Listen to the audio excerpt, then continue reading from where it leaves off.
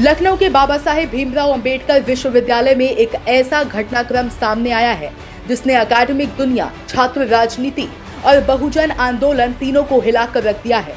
दलित शोधार्थी बसंत कनौजिया के निष्कासन के खिलाफ शांतिपूर्ण धरना 7 दिन से जारी है और अब ये मामला सिर्फ एक छात्र का नहीं बल्कि संवैधानिक अधिकारों, अस्मिता और संस्थागत तानाशाही के खिलाफ बड़े संघर्ष का प्रतीक बन चुका है। प्रशासन ने अनुशासनहीनता का आरोप लगाया, लेकिन कनौजिया ने इन आरोपों को झूठा बताते हुए साफ कहा, मैं संविधान के रास्ते पर हूं और अन्याय के खिलाफ लड़ाई जारी रखूंगा।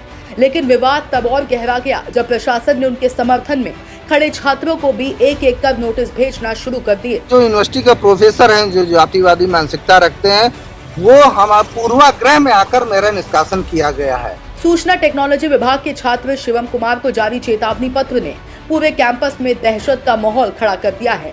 नोटिस में साफ लिखा गया, धरना देना अनुशासनहीनता है और ऐसा करने पर दंड दिया जा सकता है। अब सवाल उठ रहा है, क्या शांतिपूर्ण विरोध भी अब अपराध है? और क्या ये वही विश्वविद्यालय है जो बाबा साहेब के नाम पर चलता है, या फिर वो मानसिकता जिसमें असहमति से डरकर आवाजों को नोटिस भेजे जाते हैं? कनौजिया ने सोशल मीडिया पर सीधा हमला करते हुए कहा, जहां 51 दलित प्रोफेसर है, वही दलित छात्रों को सबसे ज्यादा प्रताड़ित किया जा रहा है। प्रशासन जातिवादी मानसिकता से काम कर रहा है और अब इस मामले ने राजनीतिक तूफान खड़ा कर दिया है। नगीना सांसद चंद्रशेखर आजाद ने कहा, बीबीएयू में दलित शोधार्थी पर लगाए गए मनगढ़ंत आरोप लोकतांत्रिक मूल्यों का अपमान है। ये सिर्फ एक छात्र की लड़ाई नहीं, ये बहुजन अस्मिता की लड़ाई है। उधर अपनी जनता पार्टी के अध्यक्ष स्वामी प्रसाद मौर्य ने भी हमला बोला, सीसीटीवी फुटेज देखे बिना, पक्ष सुने बिना निष्कासन ये प्रशासन की जातिवादी सोच का सबसे बड़ा उदाहरण है। आज भी शंबूक और एकलव्य की कहानी दोहराई जा रही है। अब धरने में शामिल छात्रों का कहना है कि विश्वविद्यालय में दमन का माहौल बना दिया गया है, नोटिस का डर दिखाकर आवाज दबाई जा रही है। ये कहना है छात्रों का, जो पहले से ज्यादा एकजुट दिखाई दे रहे हैं। इसी बीच कई वरिष्ठ सामाजिक और कानूनी हस्तियां भी खुलकर समर्थन में आ चुकी हैं। डॉक्टर पीसी विद्यार्थी और एडवोकेट शैलेंद्र वर्मा ने कहा कि बसंत कनौजिया का निष्कासन न केवल अवैध है बल्कि संविधान के अनुच्छेद 19 और 21 का सीधा उल्लंघन है। उन्होंने चेतावनी दी कि यदि प्रशासन ने निष्कासन वापस नहीं लिया तो यह आंदोलन राष्ट्रीय स्तर पर उठेगा।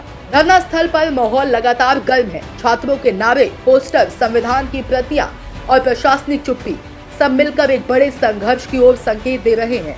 और आज संविधान दिवस के ठीक पहले सवाल बड़ा है, क्या ये विश्वविद्यालय अपने ही नाम के मायने समझता है या फिर ये वही जगह बन चुका है जहां आवाज उठाना अपराध मान लिया गया है? धरने पर बैठे छात्रों ने साफ कहा है, बसंत कनौजिया के समर्थन में हमारा आंदोलन जारी रहेगा। ये संविधान दिवस पर सच्ची श्रद्धांजलि होगी। और अगर ताजा अपडेट की बात करें, कैंपस में आज भी छात्रों का धरना जारी है। समूहों की संख्या बढ़ रही है और नोटिस भेजने के बावजूद आंदोलन रुकने के कोई संकेत नहीं।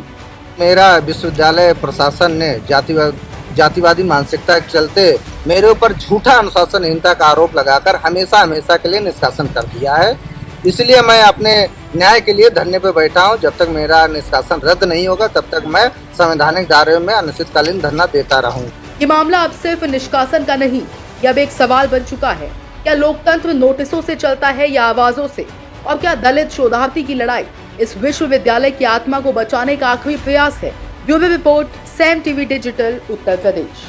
सब्सक्राइब करें साम टीवी, क्योंकि हम आ गए हैं अब आपके बीच।